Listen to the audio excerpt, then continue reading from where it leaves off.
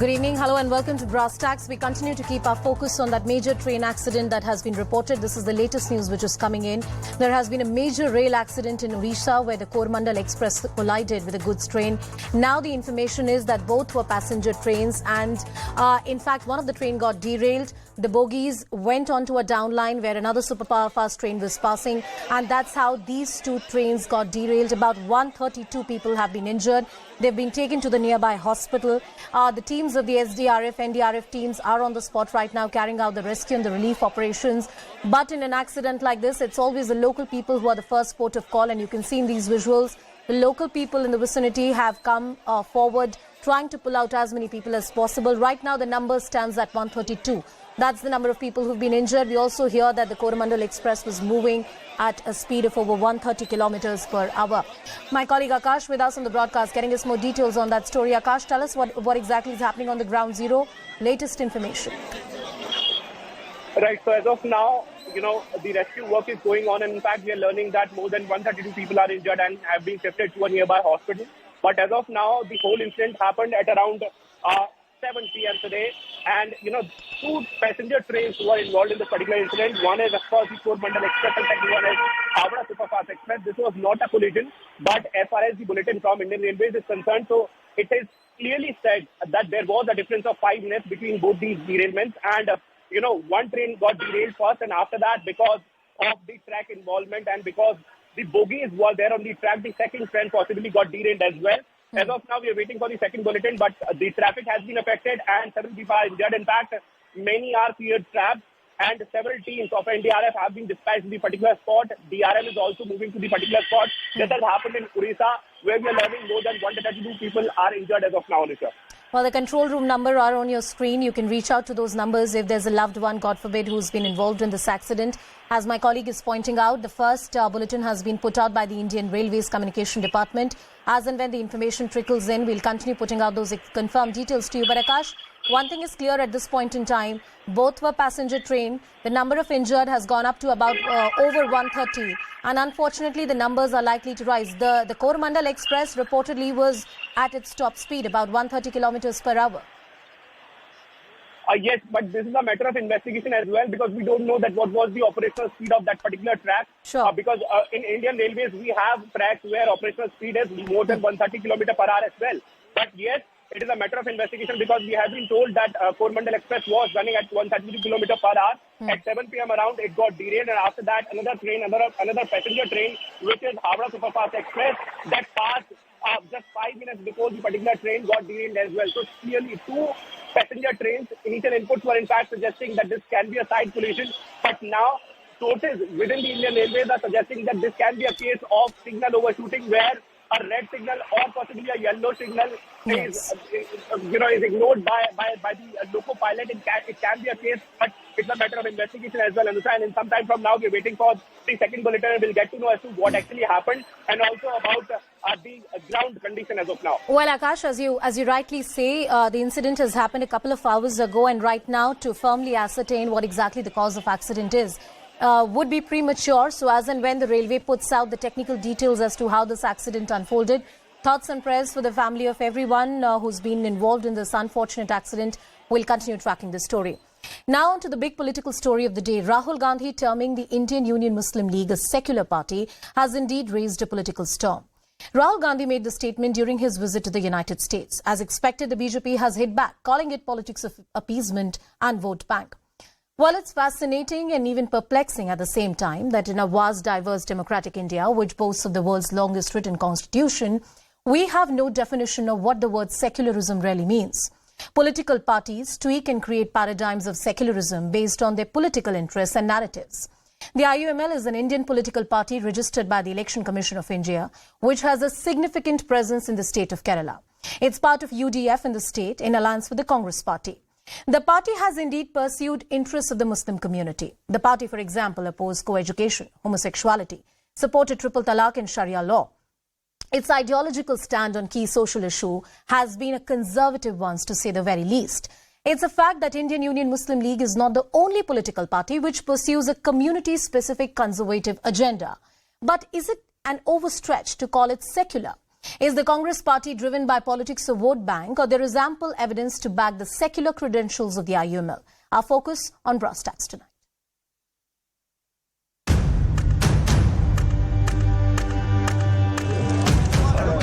Welcome, sir.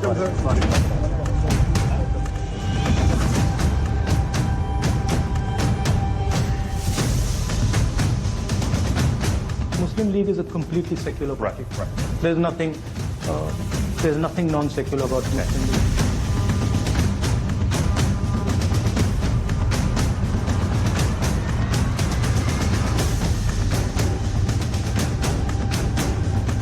मुस्लिम league को धर्मनिरपेक्ष कहना ये मानसिकता ज्यादा खतरनाक है। कभी हिंदू आतंकवाद कह के वोट बटोरना चाहती है। अब अमेठी में हार गए तो वायनाड में तो उनकी मजबूरी है। चाहे वो मुस्लिम लीग को सेकुलर ही कहें लेकिन हिंदुओं को कम्युनल कहें।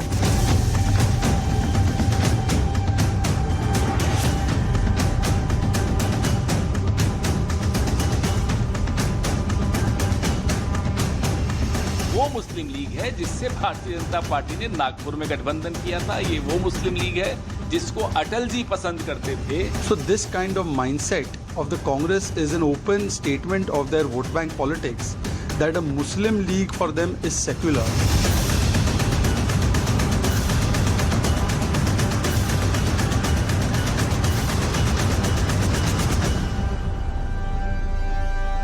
What does the word secular really mean? And a party can really give out handouts of who exactly is secular in this country? That's the mood debate question.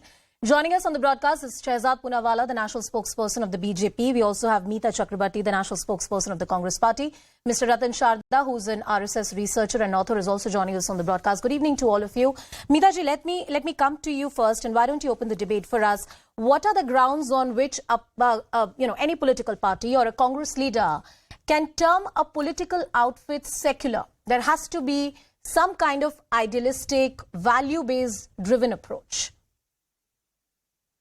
Okay, good evening to all your viewers and to the fellow panelists. I think the word secularism in our constitutional framework means a party that is equidistant from all religious groups or that believes in inclusiveness, that believes in taking everybody along, and does not represent only one community, majority or minority. Now, BJP is obviously trying to give this a spin and comparing the Indian Union Muslim League, which is what Rahul Gandhi ji was talking about, and comparing that with Jinnah's Muslim League. Now, in this reference, I would like to show a particular photograph, if you can zoom in. This is a photograph of Jinnah with Shyama Prasad Mukherjee. I happen to come from the state of West Bengal. And this is the picture of Jinnah with Shyama Prasad Mukherjee. Right. And in this particular case, we have seen as how in British-ruled India, Hindu Mahasabha and Muslim League were in alliance. They had formed governments in the states, in the provinces of Sindh and Bengal. Not only that, in 1942, both Hindu Mahasabha and Muslim League had opposed Gandhiji's Quit India movement. Now, that's about history. We did not have an alliance history with Muslim League, but Hindu Mahasabha did have, and Shyama Prasad Mukherjee, who was the president then of Hindu Mahasabha, had formed Bharatiya Janasangh, which is the predecessor of BJP. Now, coming to this Indian Union Muslim League, which is what Rahul Gandhiji was referring to while answering to a very specific query, it was formed by Muhammad Ismail. Now, Muhammad Ismail was a constituent assembly member. It was Muhammad Ismail who had sent his son Mia Khan to the Indian army in 1962 to fight against the Chinese. That's right. It was the same party whose representative, whose leader was E. Ahmed, who was sent by Bajpayee ji during the NDA regime to Geneva as a representative of India. It was the same IUML whose education minister, Bashir ji, is known for setting up the largest Sanskrit university in the state of Kerala. And it is the same IUML with whom BJP was doing electoral political business because they were in alliance in Maharashtra in Nagpur municipal corporation election. But when BJP does alliance with IUML, IUML is perfectly secular, perfectly capable of doing a business. But when Indian National Congress gets into an alliance, they become untouchable. Is this not hypocrisy? Is this not double standard? Secondly, in our constitutional framework, a political party that is registered can only be registered if they are secular. If BJP really ma'am, can I make Muslim you League interjections? IUML is not secular, it's communal. Meetaji, Why are their registrations not being cancelled? I don't think legally there is a requirement for any political party to be quote unquote secular in this country. If that were a reality, then, a lot of organizations which pursue the interest of Hindu community, the Sikh community, Christian communities, or the Muslim communities would not be recognized as political parties. So my limited point there is that there is no requirement per se to not have an agenda which is driven from the point of view of a community. Indian Union Muslim League can have that agenda. My argument to you is something different. You went into the pre-independence era and before we got independence. But in modern independent India, the word secularism has to be linked to a tone of progressive kind of politics. If you look at the website of this particular political party, they openly support Sharia. This is also the party which openly supported triple talaq in the Supreme Court when it was going on. This is also a political party that opposes co-education and call it against the ethos of a religion. Now, while they have a right to say all of these things under Indian democracy, but is that really secular, ma'am? So we may have our political differences even with our alliance partners. Right. We have allied with the Left Front, for example, in the state of West Bengal, and we do not believe in communism, or we are not absolutely a leftist party. We do have our differences with left. We are more of a centrist party. Having said that, yes, they have a right to voice their opinion. Their opinions could be different from our opinion, but to call it a communal because it suits your political narrative, and when it does not suit your political narrative, you're happy to get into an alliance. But when it does not, just to suit your political narrative, you're calling it a communal and you're opposing Rahul Gandhi for the sake of opposition. Shehzad, I'm sure you have a lot of points to counter what Meetaji said. Here's what I want to add, that when the BJP pursues the politics for the majority community or raises various issues that concern the majority community in this country, rightly so, and you're branded communal, that's problematic. And I say it very clearly here. Then why should any political party be termed communal or non-secular just because they're pursuing a particular cause for a particular community? Shehzad. Let us begin by the definition given by Meetaji herself, and I hope she will show the same courtesy I showed her. She said that secularism means, according to Meeta and the Congress, because she's the official spokesperson, being equidistant from all religions, not representing one's partisan interests. The name Muslim League has one community specific. So how is it? It is contrary to the definition given by Meetaji in the first opening statement. Now, secondly, I am not surprised by Meetaji's stand. देखिए, जिसको Osama में जी, हाफिज में साहब, अफजल और याकूब में हालात का मारा, 26/11 में आरएसएस की साजिश, जिसको पीरजादा में शांति दूत, जाकिर नायक में शांति दूत दिखता है, उनको जिन्ना की मुस्लिम लीग में भी अगर सेकुलर पार्टी दिखती है, I am not surprise. I tell you why. 3 factual questions that Ms. Meeta has to answer. Madam, those photos you were showing of Shamaji and Jinnah, there are many photos of Gandhiji and Jinnah also. Jinnah was a congressman for a very long period of his life. But the fundamental question is that is Muhammad Ismail, whose long history biodata you gave us, was he part of Muhammad Ali Jinnah's Muslim League? Answer is yes. He was in charge of the Madras presidency. Secondly, when Muhammad Ismail, after the Muslim League finished its task of creating a state of Pakistan and putting Sharia first, its objective was over, it disbanded. Then they were creating an Indian franchisee of Muslim League, to which Mr. Nehru, and it is printed and published in online Manorama, Malayalam Manorama, very leading newspaper of Kerala. It was Mr. Nehru who objected and told Mr. Mountbatten that this should not be allowed. Why was Mr. Nehru opposing it if it was such a secular front? Or rather the question should be that if the Congress was truly secular and not partisan interests, projecting partisan interests, then why is it that Mr. Muhammad Ismail, such a great credentials of nationalism, he was not joining you? So were you communal at that time? But that is not the only question that I want to ask.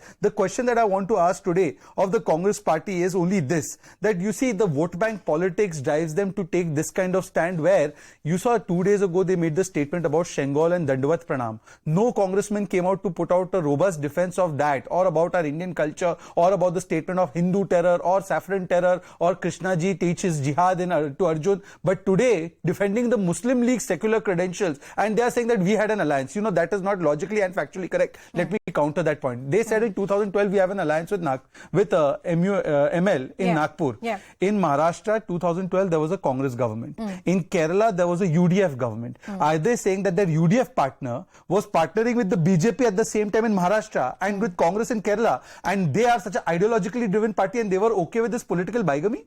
So therefore it is not logically correct, and secondly factually correct. please show the letter of support they gave to us in Nagpur, or we asked for their support through letter, because supports are given by letter. So you tell me the support. Now there might be 10 newspaper reports. Now somebody has quit their party and come to another party or supported some candidate in the local election. That can't be said to be a Muslim League doing an alliance with us. And therefore, and the last question I want to ask Mitaji, with all due respect, by your standards, that if it is registered, it is therefore has to be secular. Do you consider Hindu Mahasabha secular? Shehzad, there's a question. There's a question I asked you as well. I'm sure you please tell me your question. The question I'm asking you is that we represent. Yes. What is the definition of secularism? Secularism means one can be a good Hindu, one can be a good Muslim, one can be a good Christian, one can be a good Parsi, one can be a good atheist if you want to be an atheist. But if you want to be a good person in your own religion, you don't attack somebody else's religion. That for me is secular. That is secularism. But Congress's secularism is abuse the Hindus, target the Hindus and say everything the Muslims are the first right. First right of resources is for Muslims. We are a Muslim party. And therefore, Anusha, I am asking you a most fundamental question. By the standard given by Mitaji that if it is registered, it is thereby secular, why did they call the BJP Communal all these years? And is the Hindu Mahasabha communal or secular? I don't think that's a legally tenable argument that if you're registered as a... Yeah, I know what you're saying. I know what you're saying. Mitaji from the Congress party. Mitaji, a quick response from you before I bring in Faisal Babu and Mr. Ratan Sharda. They are with us on the broadcast. A quick response from you on the points that Shehzad has raised. That why would you call then a Hindu Mahasabha or any other political party or call them right-wing or, party which support the Hindu cause at Hindutva parties, if that's not the communal agenda? They are also pursuing certain cause of a particular community. So thanks for acknowledging that they are pursuing certain causes of a particular community. They are also problem pursuing. With BJP is I am nobody BJP's to acknowledge. entire it was your statement. I was just merely quoting a section of your statement. Sure. The problem with BJP's political agenda is that they have to constantly create a fear psychosis.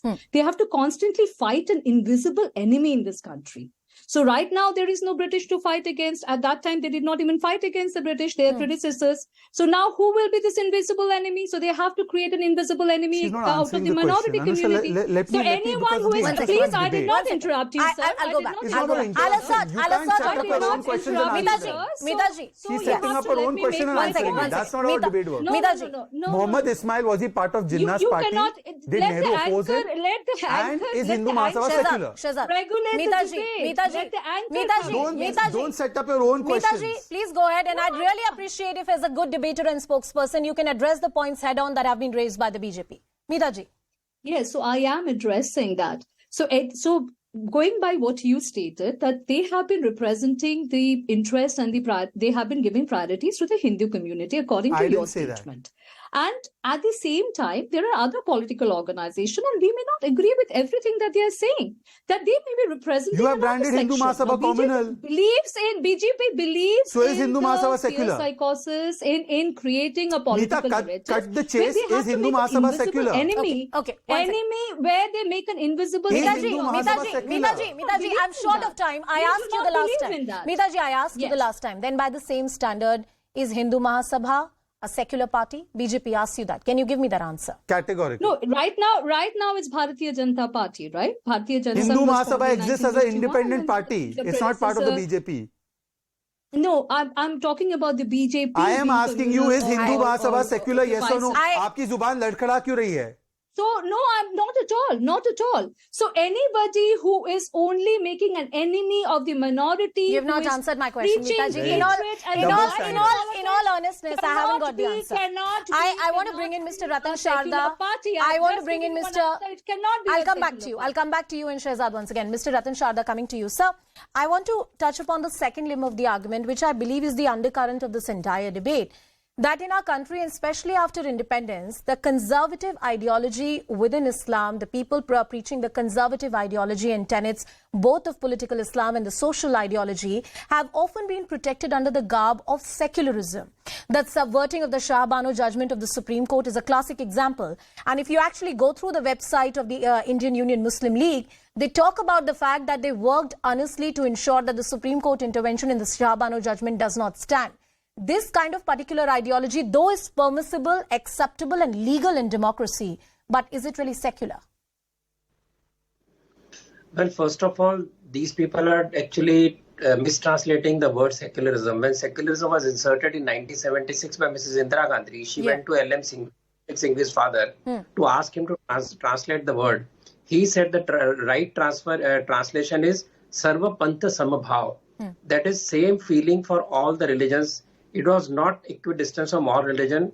That is state. That is the Western definition where you say the state does not follow any religion.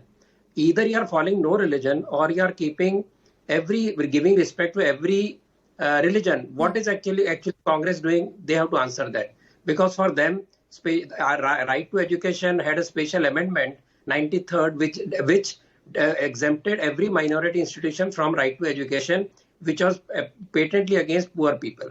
Secondly, Hindu Mahasabha Constitution right from Savarkar's time clearly said no discrimination based on religion or caste in any government or any religion. Right? So that made them very, very secular.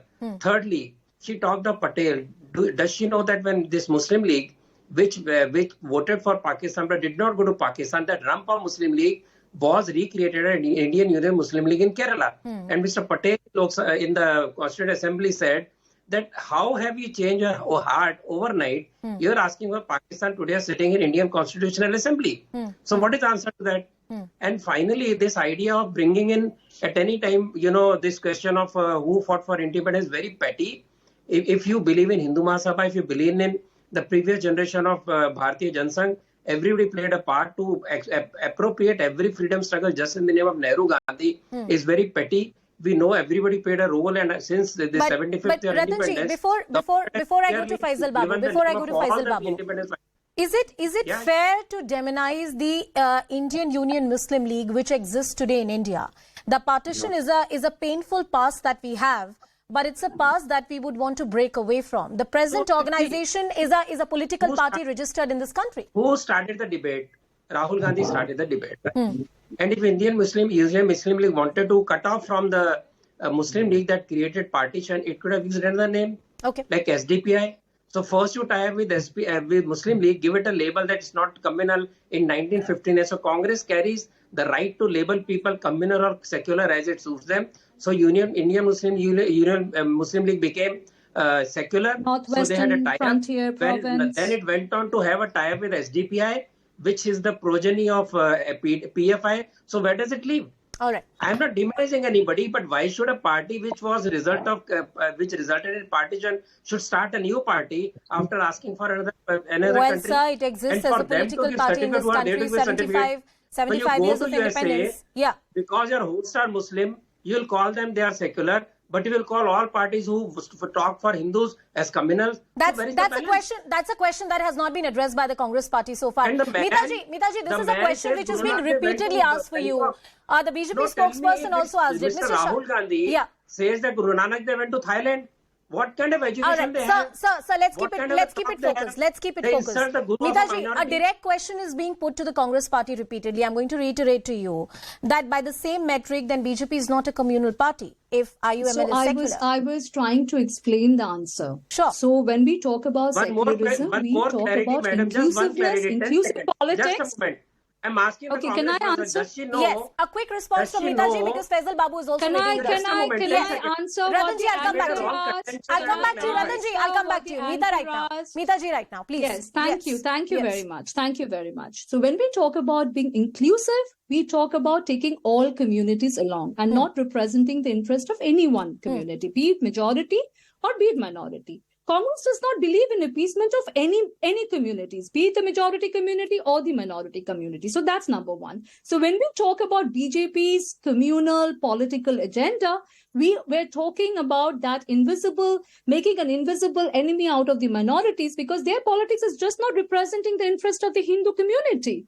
They are well within their rights to do so, but then they try to bring their agenda against the Muslims. And that is where the communal angle comes into picture. That's answering your query very directly. Well, I'm sure. Mitaji, I'm sorry I'm interrupting you. We have other panelists. Shehzad, give me a moment. I'll quickly bring in Faisal and then I'll come back to Shehzad. And Faisal Babu, the National General Secretary of Muslim Youth League, is also with us on the broadcast. Faisal ji, I'm sure you heard all the panelists speaking with us on the broadcast. The question that I want to pose to you is largely about the definition of the word secularism. And more importantly, Ratanji, I'll come back to you. Allow me a moment. And more importantly, can the conservative within the fold really be termed secular? I believe this term has a progressive undertone to it. Faisalji. I'm not trying to make IUML as a secular party or depending the IUML sources. Let me depend the source of RSS. Mr. P.N. Ishwaran, he's the Pranta Karyavah of RSS. On 2023, March 13, he made a statement. You can check Indian Express and the entire public, entire national medias. You will get the statement that RSS chief told that Muslim League is a it's not an extremist party.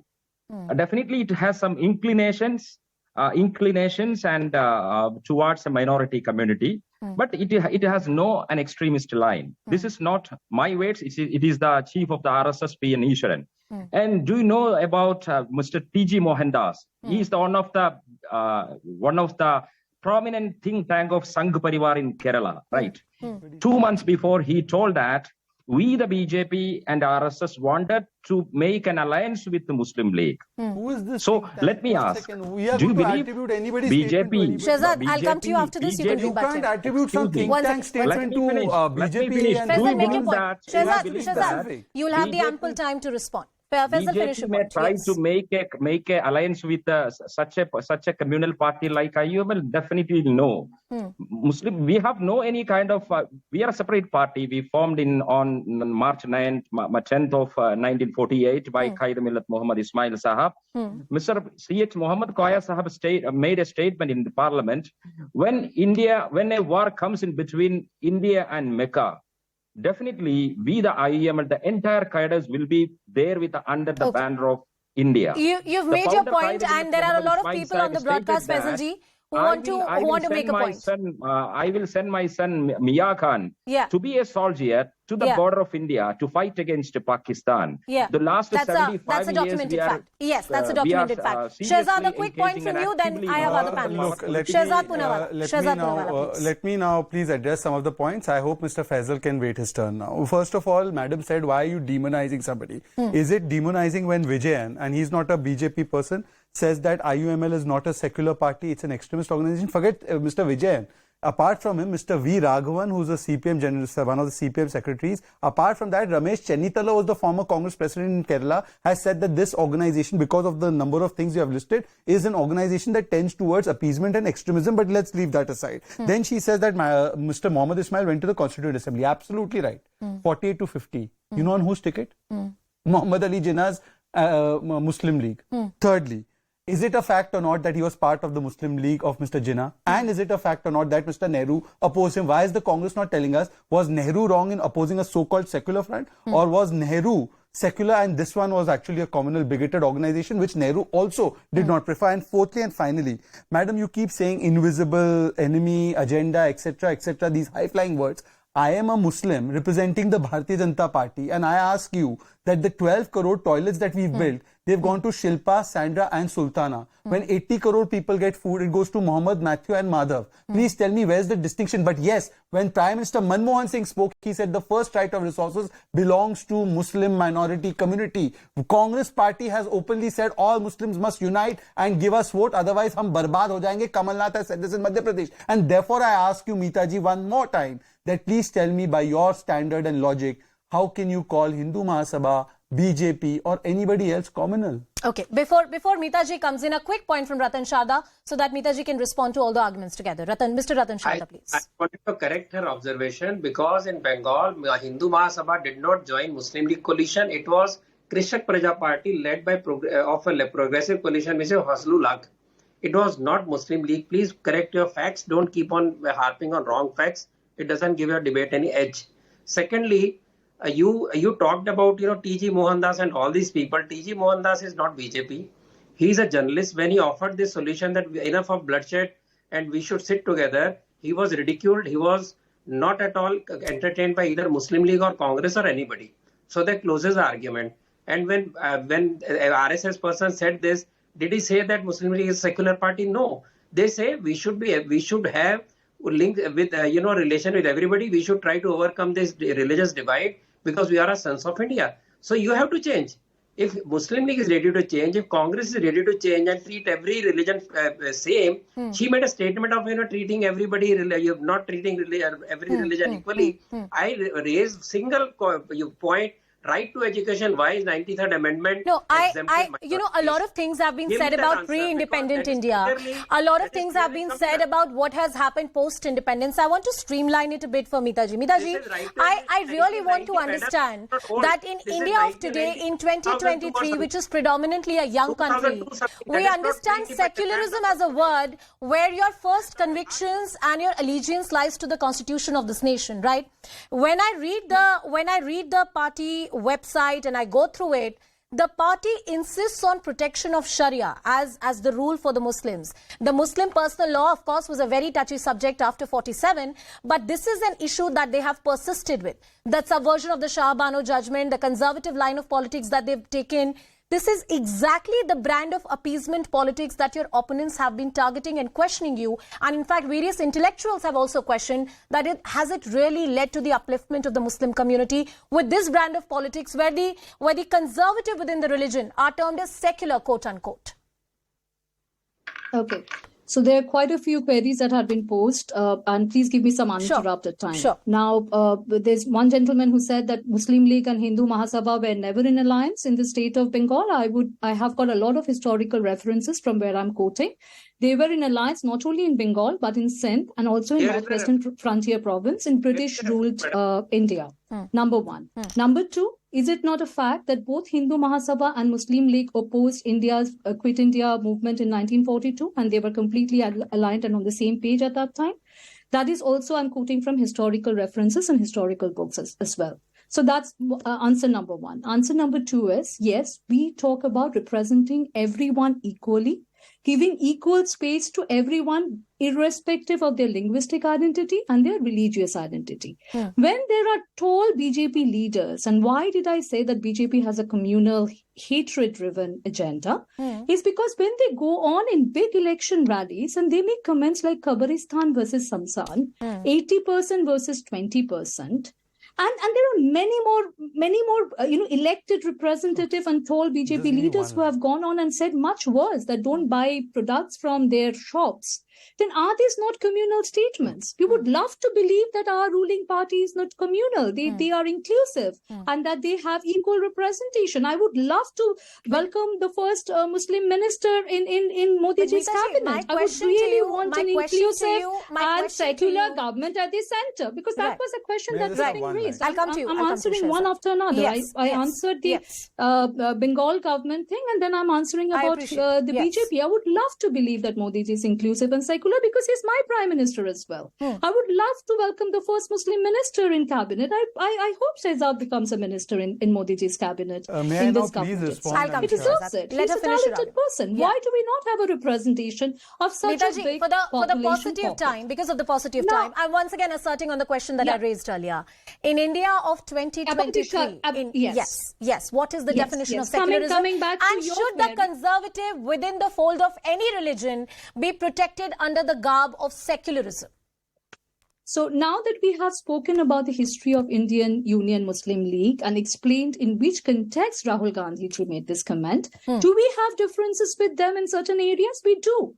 We do believe that, there has to be, that we have to follow the constitution, and that has no place for this. If triple talaq is banned, triple talaq is banned. Yes, we have been pro-choice. We have been pro-representation of all communities. But yes, we do have differences with all our alliance partners. I just quoted an example between Left Front and our economic policies. You haven't addressed the question head on. Allow me to bring in other panelists also into the discussion. Shehzad, yes, a quick intervention, then I'll go back to Faisal. While the patronizing certificates of who is secular and communal are being dished out by the Congress spokesperson, I think the people of India gave us one. We don't need yours to be endorsed as secular or communal. Mitaji, with all due humility, if the BJP talks about parity between A and B and that becomes communal, please, I'll quote you two statements and please tell me what is your stand.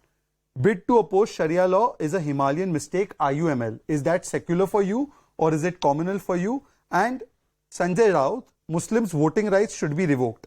ये secular है या communal है? Now, Meeta ji, you've escaped the questions that we asked about Mohammad Ismail's link with Jinnah's party and why Nehru opposed them. You've not answered it after 30 minutes in this debate. Please tell me, is Sanjay Raut's statement secular that Muslims' voting rights should be revoked? You are very chintit about me becoming a minister. He doesn't want even voting rights. And secondly, batting for Sharia, secular, communal. Please answer specifically. Meeta ji, I have not. Meeta ji, I will appreciate a specific answer from you. Batting for Sharia is secular or communal? Yes. So that there is no, I already answered it because I said there is no place for that in our current. Then how is Rahul calling him So secular? that is the Congress. Then how is Rahul called him secular? I appreciate that position Now, and the candidness with which you're speaking, Meeta ji. But then by the same metric and extension of argument, then the party is not secular, right? Or is it? No. So when we are talking about a party that is representing, they may have their views. In democracy, there has to be space for debate and dissent and different views. So why views. BJP is communal when it spoke about parity between Qabristan and Shamshan? 1 second. If IUML can have views on Sharia, but the BJP says don't do appeasement, we are communal. Look at the hypocrisy of this lady. Can you not? Meeta ji, go ahead. Meeta ji, go ahead. Meeta ji, go ahead. Meeta ji, go ahead. Yes. When BJP goes into a seat adjustment in Nagpur Municipality Corporation, you can try and give it a spin and say, show me a letter of support, show me a letter of understanding. But there was a clear adjustment and alliance between the BJP and IUML, and then they are not communal. Then they are not communal. But when we get into an alliance, they become communal, and then you call them secular. You come up with different version because it does not serve your political narrative. The metric has to be seen to call somebody communal or to call them secular. I think that's the bottom line. Like the metric has to be same. If you're pursuing an agenda of a community that makes you communal, then that should hold true for all communities and all political parties. If you are going with a divisive, hate-filled agenda, that's also open to perception. I want to bring in Faisal Babu. Just 1 second. The IUML said Zakir Naik represents peace. Is that not hateful? Faisal ji, I also ask this to you as somebody from the community, that the conservative within the Muslim fold has held the development of the community on every development indices hostage. This entire narrative that the conservative is part of some kind of secular identity, freedom of religion, is something that has held back the development of community at par with the Hindu community. If Baba Bhimrao Ambedkar had his way, then personal laws would slowly be abolished in this country. That has not really happened. That's one facet we don't really talk about. Do you consider this particular organization as really secular, talking about today's day and age and the kind of consciousness a young Indian really has?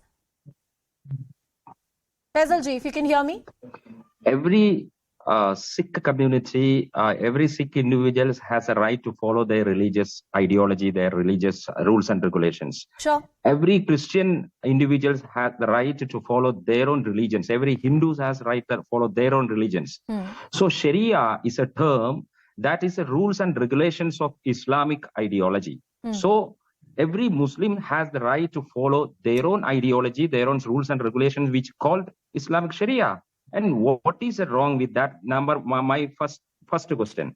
And secondly, we are a political party registered under the Election Commission of India. We are a political party under the provision of the Constitution of India. Do you believe a communal political party can go with the 75 years? Then by that logic, India, every political party is a secular party. Yeah, then if you are analyzing, let me finish. Please let me finish. If you are analyzing a party in the name, then RSS will be the best secular party and PFI will be the best secular party because their name is Popular Front of India and RSS. What is RSS? RSS is Indian ISIS. ISIS is Syrian What RSS. are you saying? What kind of rubbish? What kind of absolute rubbish? Pranab Mukherjee went to the ISIS headquarters or he went to RSS headquarters? What kind of absolute rubbish do you speak? Mr. 1 second. Jay Prakash Narayan has spoken about RSS. Mahatma Gandhi, Ambedkar ji, Lal Bahadur Shastri. Are you saying they were advocating for ISIS? Why did you ban RSS if you had the power from 2004 to 2014? How can you get away saying this on a national channel? I'm sorry, Anisha, this can't be allowed. This cannot be allowed. Shehzad, 1 second. What kind of dialogue is this that you compare the RSS to ISIS? Shehzad, 1 second. Faisal, I believe...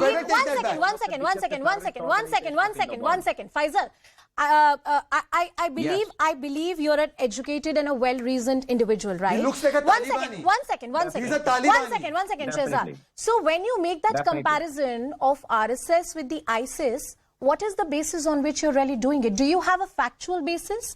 Are you really saying that the Congress government, which was in power for the longest time post-independence, did not ban the organization, which is a terror organization in this country? Or are you really arguing that so far in this country, we have allowed a terror outfit to thrive? What exactly is your argument? And I'll be very happy to know the factual basis on which you're really targeting, because it sounds alarmist, but I believe there is little rational basis for it. Faisal ji. Yes, being an educated youth, Yes. I do have some basic impression in terms of the Indian history and the past of India. That is why I'm telling you, deliberately I'm telling you, RSS is the most notorious terrorist organization. All right, no, I don't think, I think there is a lot of objection to that statement. It's fair, there is a, I've given you the time to actually argue that statement despite a lot of objection here. A quick word from Ratan Sharda and then I'll come back to Shehzad as I just need well. one line. Just one line. Yes. Before you go to Ratan Sharda. One at a time. Yes, Shehzad. The Go ahead. hypocrisy of Faisal. Faisal says that Sharia you can pursue as part of your constitutional right and the right to religion. Yet, Hindutva, which has been defined as a way of life by Supreme Court, being pursued by the BJP RSS, is communal. I mean, do you believe this, guys? And you say RSS is ISIS. Mr. Whatever his name is, Faisal, you better be prepared for RSS workers taking you to court. Because if you do not have a basis to make this comparison, you better be prepared for that. You can go to court. Yes, you will see the back of a notice. I'm completely out of time, but I believe that statement is something that has drawn a lot of flack from the BJP and RSS both. Meeta Chakrabarti, Shehzad Poonawala, Ratan Sharda and Faisal Babu, thank you all for joining us on the broadcast. Well, the word secularism in Indian Constitution, especially after its insertion in the preamble, has always rigged up controversy and, more importantly, has been the defining factor as far as Indian politics is concerned. It will be one of the buzzwords in the run-up to 2024 as well. Well, shifting focus